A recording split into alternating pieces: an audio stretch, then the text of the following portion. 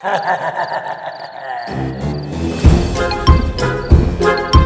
राज्य में एक प्रतापी राजा था। उसके 3 बेटे थे। जब वे बड़े हो गए तब राजा ने अपने बेटे से कहा, बेटा, अब मैं बूढ़ा हो चुका हूँ। ये राजपाट का काम अब मेरे बस की नहीं रहा। तुम लोग अब बड़े हो गए हो और शादी के योग्य भी हो गए हो, तो मैं सोच रहा हूँ कि मैं तुम लोगों की शादी करवा देता हूँ।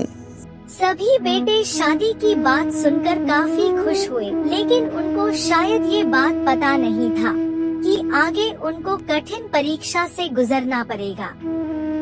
राजा ने आगे अपने बेटे से कहा, लेकिन शादी के लिए एक शर्त है। शर्त? कैसे शर्त पिताजी?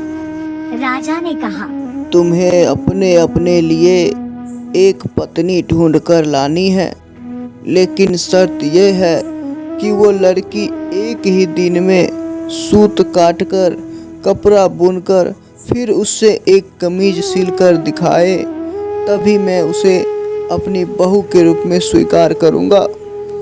इसके बाद राजा ने अपने बेटों को सफर पर भेज दिया। तीनों राजकुमार अपनी अपनी पत्नी ढूंढने निकल पड़े। रास्ता जंगल से होकर गुजरता था, लेकिन अभी जंगल में कुछ ही दूर गए थे कि छोटे भाई से दोनों भाई ने झगड़ा करना शुरू कर दिया और कहा, देख छोटे, अब मैं तुम्हें अपने साथ नहीं ले जाऊंगा। तुम अपना रास्ता खुद देख लो, मैं अपना रास्ता खुद देख लूंगा। दोनों राजकुमार छोटे राजकुमार को जंगल में अकेला छोड़ आगे निकल पड़े। छोटा राजकुमार अब सोच में पड़ गया।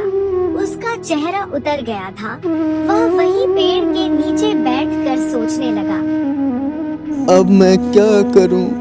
मेरे दोनों भाई ने मुझे अकेला छोड़ दिया। क्या मैं लौट जाऊं? लेकिन खाली हाथ लौटूंगा तो पिताजी मुझे कायर समझेंगे। लेकिन मैं करूं तो क्या करूं? इतना बोलकर वो जोर जोर से रोने लगा। तभी उसके सामने वाली झाड़ी से किसी की आने की आहट सुनाई देती है। राजकुमार चौकन्ना हो गया। तभी राजकुमार के तरफ एक प्यारी सी गुड़िया आ रही थी। गुड़िया आकर राजकुमार से बोली, ना, मुझसे डरने की जरूरत नहीं है। मैं एक प्यारी सी छोटी सी गुड़िया, मैं यही झाड़ियों में रहती हूँ। तुम यहाँ क्यों आए हो और रो क्यों रहे हो तुम? राजकुमार ने अपने बड़े भाइयों के बारे में और अपने पिताजी के शर्त के बारे में सब कुछ बताया। फिर जादुई गुड़िया से पूछा, क्या तुम एक जादुई गुड़िया हो? क्या तुम एक दिन में सूत काटकर, कपड़ा बुनकर एक कमीज सिल सकती हो? अगर तुम यह कर सकोगी तो मैं तुमसे शादी कर लूंगा। गुड़िया ने हाँ कर दी। उसने तुरंत सूत काटकर, कपड़े बुनकर और एक छोटी सी कमीज सिलकर राजकुमार को दे दी। राजकुमार उस कमीज को लेकर राज दरबार में पहुंचा और पिताजी को दे दी। कमीज बहुत ही छोटी थी, पर शर्त में ऐसा कुछ नहीं बोला गया था, इसलिए राजा ने शादी की अनुमति दे दी।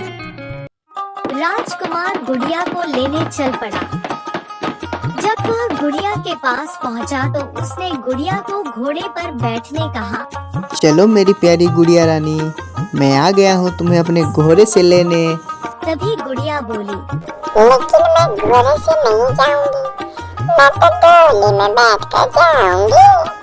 राजकुमार ने उसका कहना मान लिया और अपने सैनिकों से कहा, सैनिकों, मेरी प्यारी सी गुड़िया के लिए जल्द से जल्द डोली की व्यवस्था की जाए। सैनिक बोला, जो हुकुम राजकुमार। कुछ ही देर में सैनिक 2 कहार और डोली के साथ पहुंच गया। राजकुमार घोड़े पर आगे आगे और गुड़िया डोली में पीछे पीछे चल रही थी। रास्ता नदी के किनारे से होकर गुजरता था। अचानक एक कहार का पैर फिसला और डोली और गुड़िया दोनों नदी में जा गिरा। राजकुमार ये सब देख आग बबूला हो गए और गुस्से से अपनी तलवार निकालकर कहार की तरफ बढ़ा ही था कि अचानक एक लड़की की आवाज राजकुमार को सुनाई दी।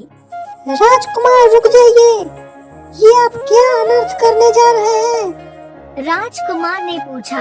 तुम कौन हो और मुझे रोकने की तुम्हारी हिम्मत कैसे हुई? तभी वो लड़की बोली। राजकुमार, शायद आपने मुझे पहचाना नहीं। मैं वही छोटी सी प्यारी सी आपकी गुड़िया हूँ जिसे आप विवाह करने के लिए ले जा रहे थे। मुझे एक तपस्वी ने श्राप दे दिया था जिससे मैं एक गुड़िया बन गई थी। अब वो श्राप खत्म हो गया है और मैं अपने असली रूप में आ गई हूँ। राजकुमार यह सुनकर काफी प्रसन्न हुआ। राजकुमार अपनी गुड़िया के साथ महल पहुंचा तो उसके सभी बड़े भाई अपनी अपनी पत्नी के साथ वहां आ चुके थे, लेकिन उनकी पत्नी का न व्यवहार अच्छा था और न ही वे सुंदर थी। जब उन्होंने अपने छोटे भाई की सुंदर पत्नी को देखा तो सभी जल भुन गए। राजा को भी पता चला कि उसके बड़े बेटों ने छोटे राजकुमार के साथ दुर्व्यवहार किया है, तो उसने बड़े बेटों से कहा, मुझे तुम दोनों को अपना बेटा कहते हुए भी शर्म आ रही है। निकल जाओ मेरे आंखों के सामने से, निकल जाओ। दोनों बड़े बेटे और बहुएं वहां से चली गईं। फिर राजा ने अपने छोटे बेटे को राजगद्दी सौंप दी और छोटे राजकुमार की शादी उस गुड़िया से बड़ी धूमधाम से कर दी।